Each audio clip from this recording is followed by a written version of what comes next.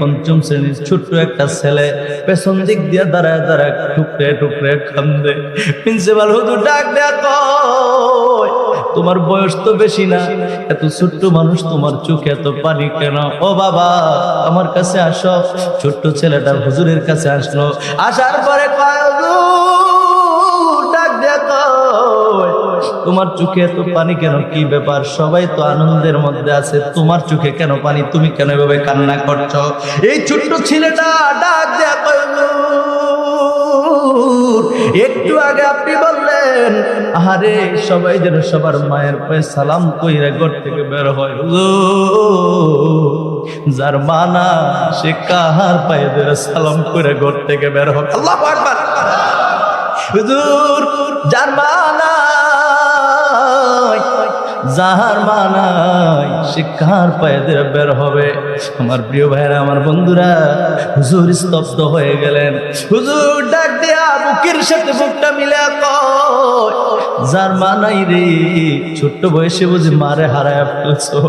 ওই ছোট্ট শিশুগুলি যাদের মা নাই, যাদের মা দুনিয়া থেকে চলে যায় সন্তান প্রসবের সময়, দেখবেন এই ছেলেগুলো বেশিরভাগে রোগা সোগা হয়, বাতাস আসলে মনে হয় কাটিয়া হয়ে যাবে, এরকম দুর্বল হয়, ঠিক কিনা বলেন? মায়ের বুকের দুধ তার নসিবে জুড়ে না।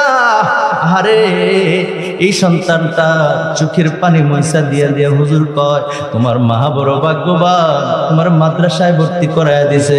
কালকে যখন তুমি ঘর থেকে বের হইবা, তুমি যখন ঘর থেকে বের হইয়া পরীক্ষার হলে আসবা, তুমি তোমার মায়ের কবরের পাশে যাইবা, যাইয়া একটুখানি দাঁড়ায় থাইকে একটু কোরআন তেলাওয়াত করবা, সালাম দিবা, আসসালামু আলাইকুম ইয়া আহলাল কুবুর বলে সালাম দিয়া তুমি মায়ের কবরের পাশে গিয়ে পড়বা, রব্বির হামহুমা কামা রব্বায়ানি সগীরা। আল্লাহু আকবার বলে।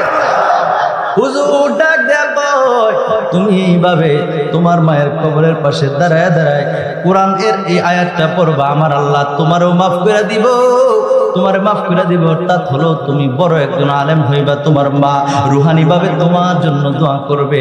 আমার আল্লাহ তুমি এই দোয়া করার কারণে তোমার আম্মাকেও জান্নাতি বানায়া দিবে। আরো জোরে বলেন সুবহানাল্লাহ।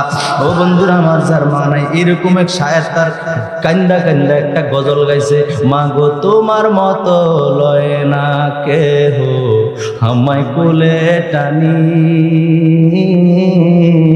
আঁচল দিয়া মুছে না কেউ, আঁচল দিয়া মুছে না কেউ আমার চোখের পানি, হায় রে মা জননী আমার, হায় রে মা। কইতাম না গাইতাম নেই? বলেন, মা গো তোমার মতো লয় না কেহ আমায় কুলে টানি, আঁচল দিয়া মোছে না কেউ, আঁচল দিয়া মোছে না কেউ আমার চোখের পানি, হায় রে মা জননী আমার, হায় রে মা। চইলা গেলা কোন জানায় আমায় নিলা না, পথে কইরা কান্দি আমি নাই যে ঠিকানা।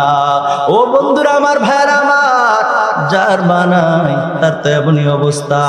আপনি আর আমি কয়দিন খবর নিব? মা যেমনি ভাবে বেলায় বেলায় খবর রাখতে, এমনি তো খবর রাখা যায় না, ঠিক কিনা বলেন? ওই শায়ের কেন্দে কেন্দে বলতেছেন, চইলা গেলা কোন জানা আমায় নিলা না, পথে কইরা কান্দি আমি নাই যে ঠিকানা। জীবন আমার যাইব কেমনে, জীবন আমার যাইব কেমনে একটু ভাবনি, হায় রে মা জননী আমার, হায় রে মা জননী। চইলা গেলা কোন জানায় আমায় নিলা না,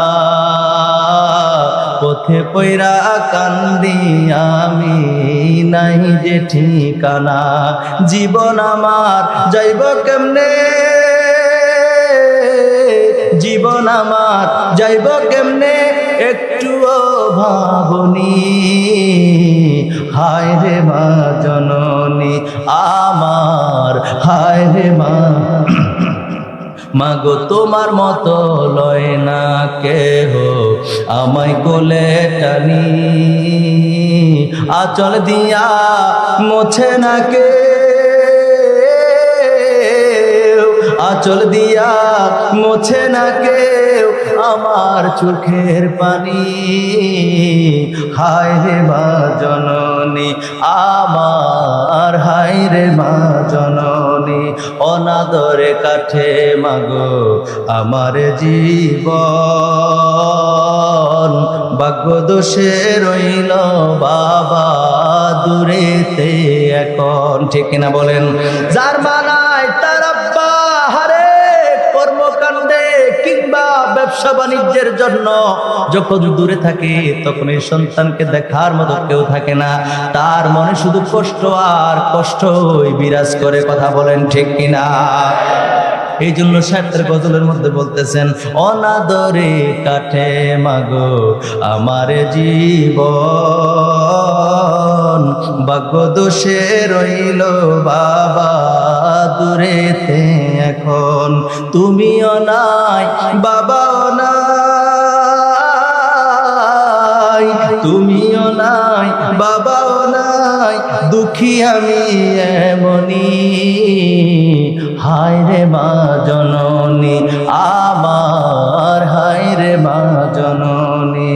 মাগো তোমার মতো লয় না কেহ আমায় কোলে টানি, শেষবারের মতো বলেন, মাগো তোমার মতো লয় না কেহ আমায় কোলে টানি, আঁচল দিয়া মোছে না কেউ, আঁচল দিয়া মোছে না কেউ আমার চোখের পানি, হায় রে মা জননী আমার, হায় রে মা জননী। একটা জবানও বন্ধ রাখবেন না, চিৎকার মেরে বলেন সুবহানাল্লাহ। যার মা নাই, যার মা নাই রে, তার মতো এরকম দুঃখী আল্লাহর জগতে আর কেউ নাই। এই জন্য যুবক ভাইদেরকে বারবার দেখে আমি বলবো, ভুল করিও না, ভুল করিও না।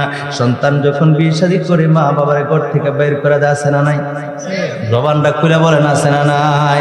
পেপার পত্রিকা, printing media, electric media, social media সহ বিভিন্ন মিডিয়ার মধ্যে আমরা দেখতে পাই সন্তান মা বাবারে প্রতিনিয়ত কষ্ট দেয়। এমন অনেক খবর আমাদের কাছে আছে, সন্তান মা বাবারে হত্যা করে ফেলছে, আছে না নাই? কথা কন্যা আছে না নাই? ও যুবক রে, আমি তোমাদের কাছে অনুরোধ করে বইলা যাই, বিয়ে করার পরে সন্তান যখন হবে, স্ত্রী যখন তোমার ঘরে আসবে, আস্তে আস্তে করে কিছু কাল যখন অতিবাহিত হয়ে যাবে, এরপরে যখন তোমার সংসারের মধ্যে যখন একটা ফুটফুটে সন্তান আসবে, তখন তুমি সন্তানটারে যখন কোলে পিঠে নিবা, তার জন্য যখন তুমি কষ্ট করবা, তুমি তোমার মারে বাবারে ঘর থেকে বের করে দেওয়ার কথা না। সন্তানটারে যখন বারবার তুমি কোলে পিঠে নাও, তোমার তো মনে হওয়ার কথা, আমারও তো আমার মা, আমার আব্বা এইভাবে আদর করছে রে, ঠিক কিনা কোন? মায়া মমতার বাড়ার কথা ছিল, সন্তান রাতের বেলা কান্না করে, ওই মা লাভ দিয়ে উঠে ওইটা দুধ খাওয়ায়, কিংবা দেখে ফটসাপ করে দিল কিনা, নাকি পায়খানা করে দিল, এমনি ভাবে যা ছাই বাছাই কইরা সন্তানটারে সুন্দর কইরা পরিপাটি কইরা রাখে, একদিন না দিনের পর দিন।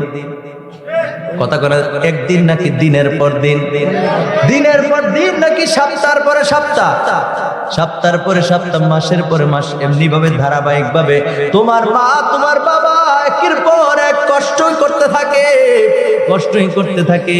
তুমি যখন তোমার সন্তানটার নিয়ে রাতের অন্ধকারে তোমার, এই শোনেন, তোমার মা যখন ওই সন্তান, তোমার স্ত্রী যখন সন্তানটার নিয়ে রাতের অন্ধকারে যখন লাফ দিয়ে উঠা যায়, আমার সন্তান কেন চিল্লান দিল, আমার সন্তান কেন কান্না করলো, যখন তোমার স্ত্রী লাফ দিয়ে ওঠে, তুমি তো ভাবার কথা, আমার মারেও তো আমি এমনি কষ্ট দিছি।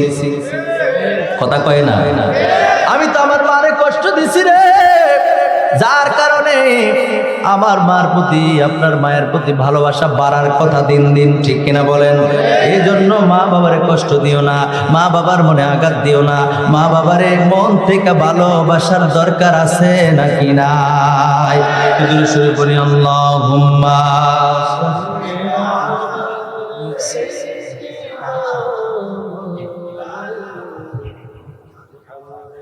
وعلى آل سيدنا আমার উপর আরেকটা দায়িত্ব আছে, আমি দায়িত্ব নিয়ে কথা বলবো। একটা আয়াতের উপরে এতক্ষণ কথা বলেছি, শুধু আর 1 মিনিট কিংবা 1.5 মিনিট আর একটা একটু কথা বলি। আমার সাথে পড়েন বিসমিল্লাহির রহমানির রহিম। ওয়া'বুদুল্লাহ ওয়ালা তুশরিকু বিহি শাইআ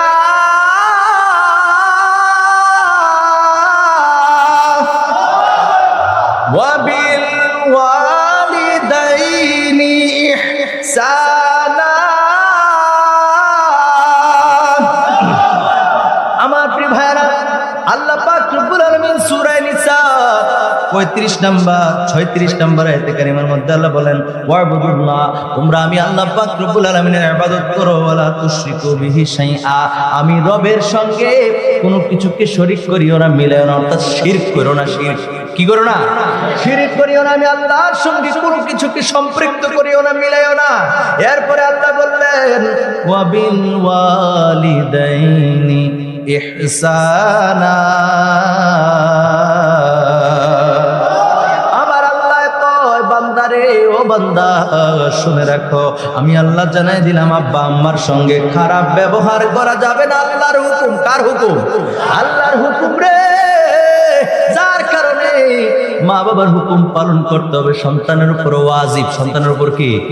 সন্তানের উপরে মা বাবার হুকুম পালন করা ওয়াজিব। কারণ আমার আল্লাহ কইছে, হায় রে দুনিয়ার মানুষ প্রত্যেক দিন মা বাবার কথা অবাধ্য হইয়া, মা বাবার কথাগুলি না শুন না অবাধ্য হইয়া কত ওয়াজিব না জানি আমাদের তরক হইয়া যায়, ঠিক কিনা বলে? আমাদের মা বাবার খেদমত করার তৌফিক দাও, কোন আমিন। আব্বারে ভালোবাসি কিনা বলেন? কারা কারা বাসেন? হাত তোলেন, হাত তোলেন, তুল্লার হেরেন, এবার তোলেন। কারা কারা মাকে ভালোবাসে? সবাই মা বাবাকে ভালোবাসি। ভিডিও ম্যান ভিডিও করে দাও, আমার আল্লাহ দেহ। আমরা আব্বা আম্মারে ভালোবাসিনি, জোরে কোন বাসি কিনা বলেন? আম্মাকে ভালোবাসি কিনা? আব্বাকে ভালোবাসি কিনা? আব্বাকেও ভালোবাসি, আম্মাকেও ভালোবাসি। আজকে আমার সাথে একটা ওয়াদা করতে হবে, যার মা জীবিত আছে আজকে বাসায় গিয়া, নবীজি বলছেন মায়ের চেহারার দিকে একবার তাকাইলে একটা কবুল হজের সওয়াব পাওয়া যায়। বর্তমানে একটা হজ করতে গেলে কমসে কম 6 লক্ষ 6.5 লক্ষ টাকা খরচা হয়। যদিও ওই হজের হক আদায় হবে না, কিন্তু সওয়াবটা তো পাওয়া যাবে। এরকম আমার সাথে ওয়াদা করেন, যার মা আছে তারা আজকে বাসায় গিয়া মায়ের চেহারার দিকে ওই মায়ার নজরে তাকাইবেন। কে কে আর তোলেন? যাদের মা আছে শিওর সত্যি তুলবে, সত্যি তাকাইবে। আল্লাহ কবুল করুক, কোন আমিন। আজকে আমি সাকসেস। আপনারা বুঝতে পারছেন আমার ওয়াজ। মা বাবার খেদমত করবেন তো ইনশাআল্লাহ। মায়ের চেহারা দিকে যে দিন আছে, চেহারার দিকে বারবার তাকাবেন মায়ার নজরে। আমার আল্লাহ খুশি হইয়া হজের সওয়াব দিবে, যেরকম সুবহানাল্লাহ। আপনারা যতজন আবার গিয়ে ঘরে গিয়ে বলেন, মা ঘুমাই রইছে, বৃদ্ধ মানুষ, মা দরজা খোলো, আমি আইছি তোমার দেখবো। এটা না, এটা না, এটা বেয়াদবি হবে, ঠিক কিনা বলেন? গিয়া যদি দেখেন মা ঘুমাই গেছে, মার সামনে চিল্লাপাল্লা করে কথা বলবেন। গিয়ে যদি দেখেন ঘুমাই গেছে, বাস দেখার দরকার নেই। সকালবেলা দেখবেন, সকালে ঘর থেকে বের হওয়ার সময় মায়ের চেহারার দিকে একবার তাকাই বেরোবেন, মা আমি ঘর থেকে বের হচ্ছি, আমি বাজারে যাচ্ছি, তোমার আইসা দিন আর পাই কিনা, মনে মনে খেয়াল করবেন। আর মার চেহারার দিকে দেখে তাকাইবেন আর বলবেন, আল্লাহ আমার মাকে তুমি ন্যায় খায়াত দাও, আল্লাহ এত তাড়াতাড়ি এই নিয়ামত কাইরা নিও না, আমি যেন প্রতিদিন মায়ের চেহারার দিকে, আব্বার চেহারার দিকে তাকাইতে পারি। আল্লাহ যেন কবুল করে, কোন আমিন। সর্বশেষ আরেকটি মেসেজ, আল্লাহর নবী আমার খেয়াল আছে, আমার আল্লাহর নবী দু জাহানের বাদশা নবী, এদিকে তাকান, আল্লাহর নবী দু জাহানের বাদশা নবী রাহমাতাল লিল আলামিন নবীজির কাছে কি হাসেন কেন? দু জাহানের বাদশা নবী রাহমাতাল লিল আলামিনের কাছে এক ছেলেকে বিচার দিয়েছে। ইয়া রাসূলুল্লাহ, আমার আব্বা আমার ধন সম্পদ খরচা করলে আমার জিগায়ও না। সুবহানাল্লাহ কইতেন না? আমার সব খরচা করলে আমার জিগায়ও না, আমার গনেও না। নবী ডাক দেয়া কয়, যুবক, ও যুবক, শুনে নাও, শুনে নাও, তুমি সহ তোমার ধন সম্পদ সহ সব কিছু তোমার আব্বার।